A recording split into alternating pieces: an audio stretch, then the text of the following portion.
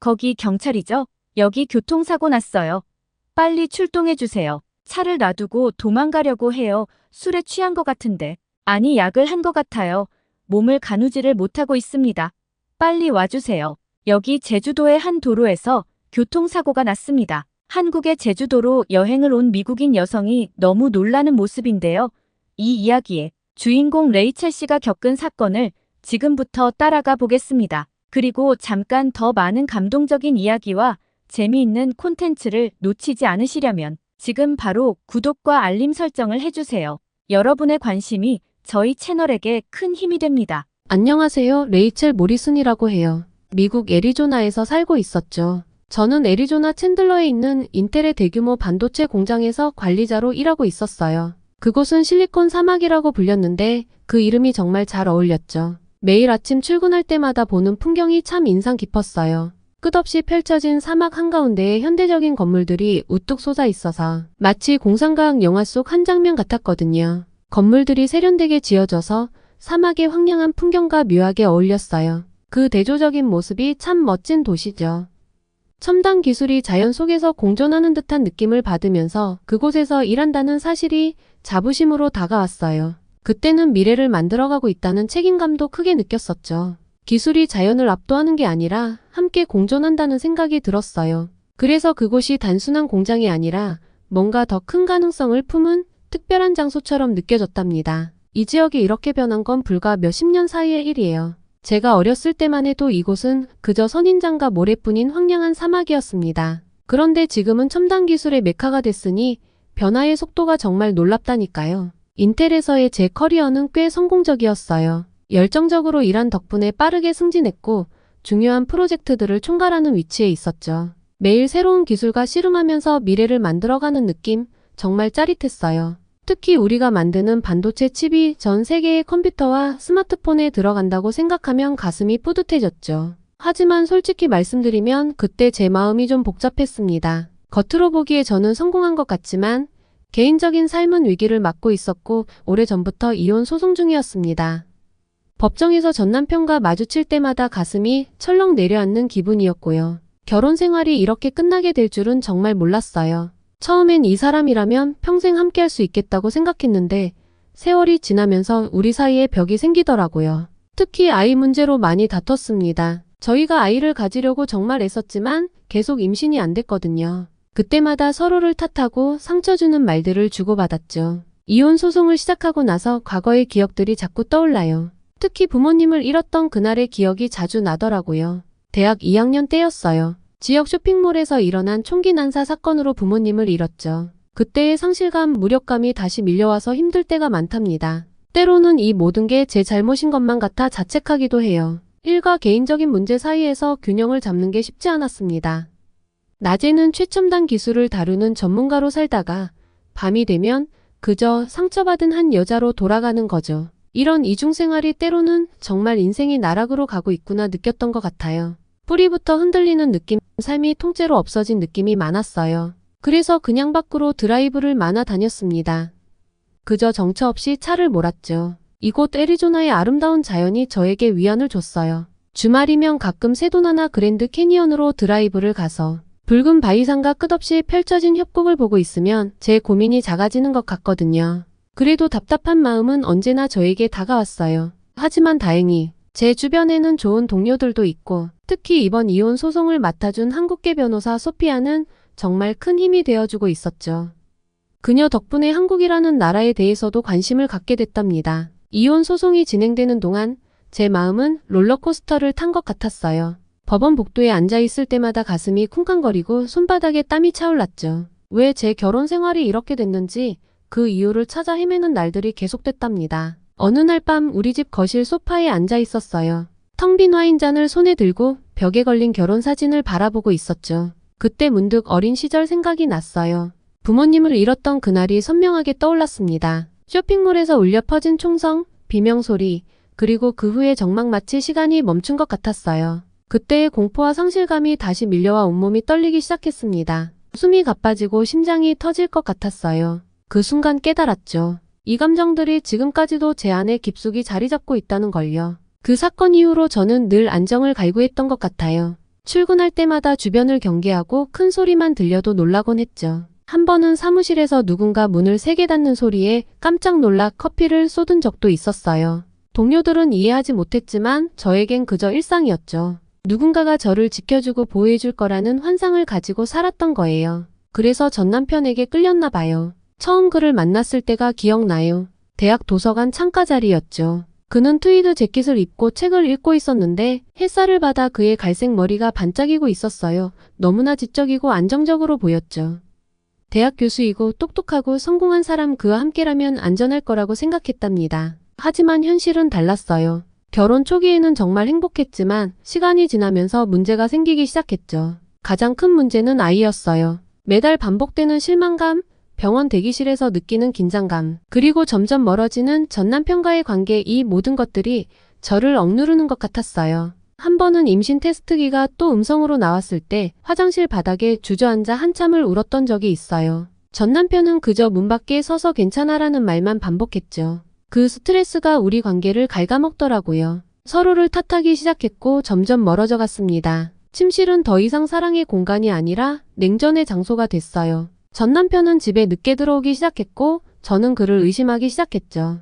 그리고 제 의심은 현실이 되고 말았어요. 어느 날 우연히 그의 휴대폰을 보게 됐는데 15살이나 어린 중국인 유학생과 주고받은 메시지를 발견했답니다. 그 순간 제 온 몸에 피가 얼어붙는 것 같았어요. 손이 떨리고 눈앞이 흐려졌죠. 배신감, 분노, 슬픔이 한꺼번에 밀려와 숨을 쉴 수가 없었습니다. 그날 밤 저는 욕실 바닥에 쪼그리고 앉아 한참을 울었어요. 차가운 타일 바닥이 제 뺨에 닿았지만 그 냉기조차 제 마음의 고통을 누그러뜨리지 못했죠. 하지만 그 순간 거울 속 제 모습이 눈에 들어왔어요. 부어오른 눈과 흐트러진 머리카락 사이로 어딘가 결연한 표정의 제 얼굴이 보였습니다. 그때 깨달았어요. 이제는 제 자신을 위해 살아야 한다는 걸요. 이혼을 결심하는 과정은 정말 힘들었어요. 하지만 그 과정에서 저는 조금씩 강해지고 있었죠. 더 이상 누군가에게 의지하거나 보호받기를 기대하지 않기로 했어요. 대신 스스로를 지키고 사랑하는 법을 배우고 싶었습니다. 이혼 소송을 시작하면서 저는 정말 막막했어요.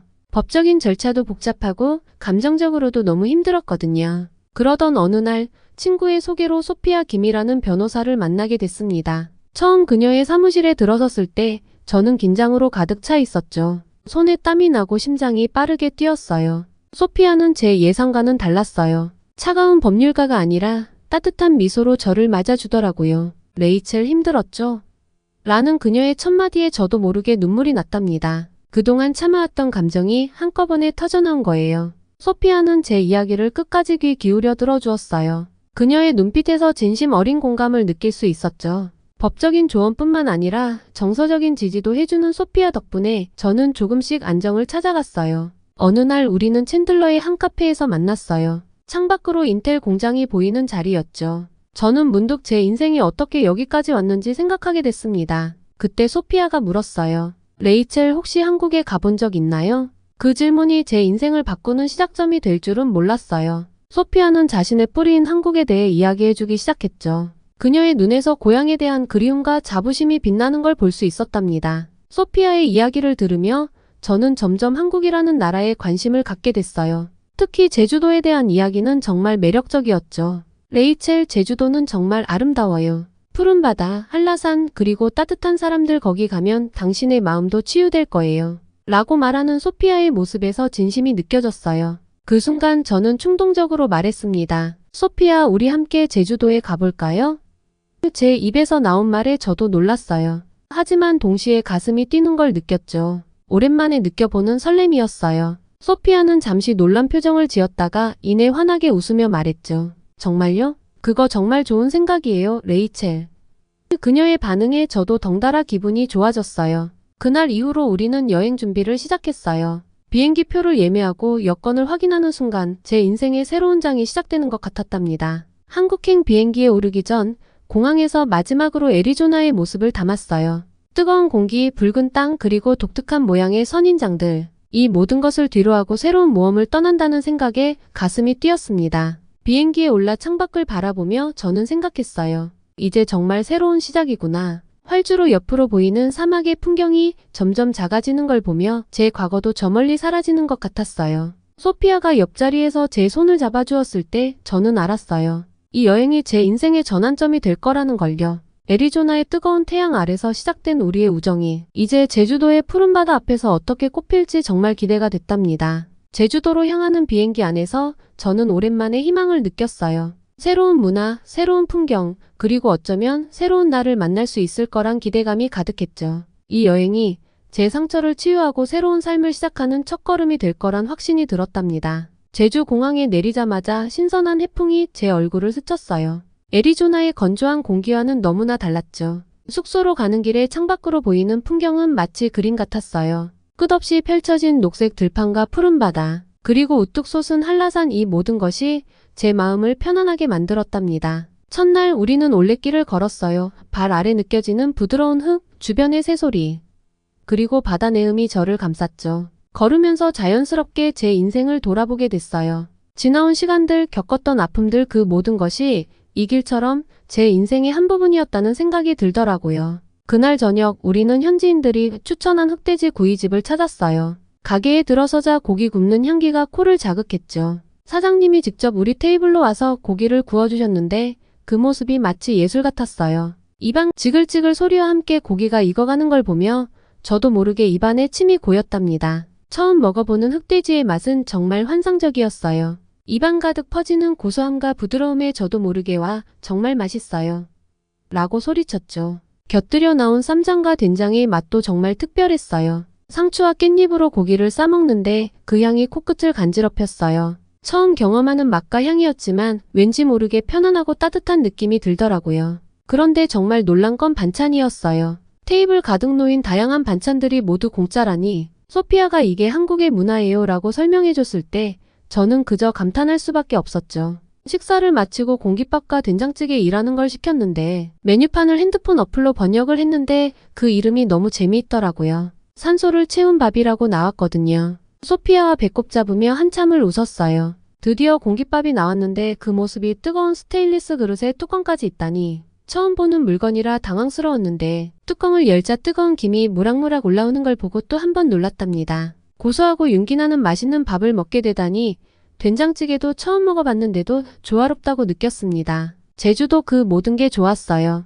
답답한 애리조나와는 너무 다른 모습이었어서 그런 것 같았죠. 제주의 문화도 저에겐 신선한 충격이었어요. 도라르방, 성은민속마을, 해녀 문화, 이 모든 것들이 제게 새로운 시각을 주었답니다. 특히 해녀들의 이야기를 들었을 때 저도 모르게 눈시울이 붉어졌어요. 그들의 강인함과 삶에 대한 열정이 제게 큰 울림을 주었거든요. 어느 날 저녁, 숙소 근처 해변에서 일몰을 보며 소피아와 이야기를 나눴어요. 소피아, 이곳에 오자고 제안하길 정말 잘한 것 같아요. 제 마음이 조금씩 치유되는 걸 느껴요. 소피아는 따뜻하게 미소 지으며 당신의 용기가 이 여행을 가능하게 했어요, 레이첼 이라고 말해주었죠. 여행 막바지에 우리는 성산 일출봉에서 일출을 보기로 했어요. 어둠 속에서 산을 오르며 제 인생도 이제 새로운 빛을 향해 나아가고 있다는 생각이 들었어요. 떠오르는 태양을 보며 새로운 시작에 대한 희망으로 가슴이 벅차올랐답니다. 그날 저녁 소피아와 함께 제주 시내에서 돌아오는 길이었어요. 아름다운 노을을 감상하며 평화롭게 운전하고 있었죠.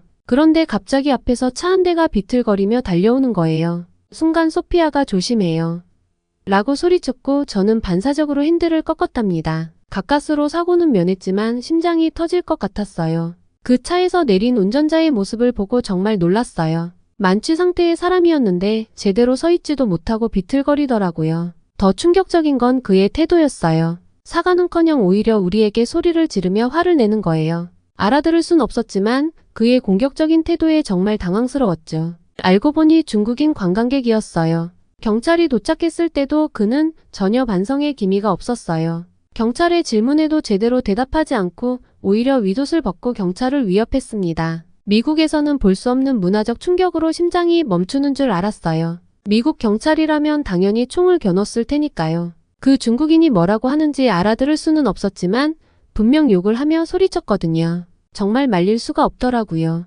그의 무례한 태도를 보며 정말 화가 났습니다. 이 사건을 계기로 제주도의 무비자 정책에 대해 깊이 생각해보게 됐어요. 소피아가 설명해 주더라고요. 제주도는 관광 활성화를 위해 외국인들에게 무비자 입국을 허용하고 있다고요. 처음엔 그게 좋은 정책이라고 생각했어요. 하지만 동시에 이런 위험한 상황도 생길 수 있다는 걸 직접 경험하니 복잡한 감정이 들더라고요. 그날 밤 숙소로 돌아와 이 일에 대해 소피아와 오랫동안 이야기를 나눴어요. 한국이 안전을 위해 더 강력한 조치를 취해야 할 것 같아요. 제가 말하자 소피아도 동의했죠. 맞아요. 관광객들을 환영하는 것도 중요하지만 현지인과 다른 관광객들의 안전이 더 중요하죠. 이런 부정적인 경험에도 불구하고 저는 여전히 한국의 전반적인 안전함에 감명받았어요. 사고 처리 과정에서 경찰들의 신속하고 체계적인 대응을 보며 깊은 인상을 받았거든요. 하지만 동시에 이런 위험한 상황을 미리 방지할 수 있는 더 강력한 정책이 필요하다고 느꼈답니다. 특히 음주운전에 대한 처벌을 더 강화해야 한다고 생각했어요. 소피아가 알려주길 한국의 음주운전 처벌이 이미 꽤 엄격하다고 하더라고요. 하지만 외국인 관광객들에게도 이런 규정이 철저히 적용되어야 한다고 생각했죠. 이 사건 이후로 제주도를 바라보는 제 시선이 조금 달라졌어요. 완벽한 낙원이라기보다는 현실적인 문제와 이상적인 모습이 공존하는 곳이라는 걸 알게 됐죠. 하지만 이상하게도 이런 현실적인 모습을 알게 된 후에 오히려 이곳이 더 좋아졌어요. 완벽한 곳은 없어. 그 사람은 중국인이었고 한국 경찰은 안전을 지키려 노력하는 모습이었잖아. 이렇게 생각이 들었죠. 소피아에게 말했어요. 제주도는 완벽하진 않지만 그래서 더 매력적인 것 같아요. 이곳에서 배운 게 정말 많아요. 소피아는 미소 지으며 고개를 끄덕였죠. 그 순간 제 마음속에 제주도에 대한 더 깊은 애정이 생겨났어요. 마지막 날 한라산 근처의 조용한 카페에 앉아 창밖을 바라보고 있었죠. 푸른 산과 맑은 하늘을 보며 문득 이런 생각이 들더라고요. 여기서 새로 시작하면 어떨까? 그 순간 미국에서의 무기력했던 나날들이 떠올랐어요. 인텔에서의 성공적인 커리어에도 불구하고 마음 한구석엔 항상 공허함이 있었거든요. 부모님을 잃은 후 그 자리를 채우려 일에만 몰두했지만 결국 채워지지 않는 빈자리만 커져갔던 것 같아요. 제주의 맑은 공기를 들이마시며 생각했어요. 여기는 너무 깨끗하고 안전해. 이곳에서라면 모든 걸 새로 시작할 수 있을 것 같아. 갑자기 가슴이 뛰기 시작하더라고요. 설렘일까요? 두려움일까요? 아마 둘 다였던 것 같습니다. 소피아에게 이 생각을 털어놨어요. 소피아, 난 여기서 새 삶을 시작하고 싶어요. 미국에서의 기억은 지우고 깨끗하고 안전한 이곳에서 다시 시작하고 싶어요. 소피아는 놀란 듯 했지만 이내 따뜻하게 미소 지어 주었죠. 갑작스러운 변화겠지만 제가 말을 이어갔어요. 난 가족도 없고 언제든 훌쩍 떠나도 되는 존재예요. 여기서 억압에서 벗어나 진정으로 자유로워지고 싶어요. 그 순간 마치 무거운 짐을 내려놓은 것 같은 해방감이 들더라고요. 제주도의 아름다운 풍경을 바라보며 처음으로 진정한 자유를 느꼈어요. 더 이상 과거의 상처나 의무에 얽매이지 않고 오직 제가 원하는 삶을 살 수 있다는 생각에 가슴이 벅차올랐답니다. 미국으로 돌아와 그 후로 며칠 동안 한국의 정착을 위해 일자리를 알아봤어요. 한국의 자동차 산업, 특히 전기차 분야에 대해 깊이 있게 알아보기 시작했어요. 인텔에서 근무를 했으니 동종업계인 삼성에는 이력서를 못 넣을 것 같았거든요. 현대자동차, 기아 등 다양한 기업들의 정보를 수집했죠. 제 경험과 지식이 이 분야에서 정말 유용하게 쓰일 수 있겠다는 확신이 들더라고요. 어느 날 시내를 걷다가 우연히 현대자동차의 최신 전기차 전시장을 발견했어요. 호기심에 이끌려 들어갔는데 그곳에서 본 차들이 정말 놀라웠답니다. 세련된 디자인과 첨단 기술이 어우러진 모습에 눈을 뗄 수가 없었어요. 직원의 설명을 들으며 문득 인텔에서의 제 경험이 떠올랐어요. 반도체 기술이 이렇게 자동차 산업과 밀접하게 연관되어 있다는 사실이 새삼 흥미롭더라고요. 전기차의 두뇌 역할을 하는 칩에 대해 설명을 들으면서 제 전문 지식이 여기에도 활용될 수 있겠다는 생각이 들었습니다. 그날 저녁 집으로 돌아와 노트북을 펼쳤어요. 한국의 자동차 산업, 특히 전기차 분야에 대해 더 깊이 있게 조사하기 시작했죠.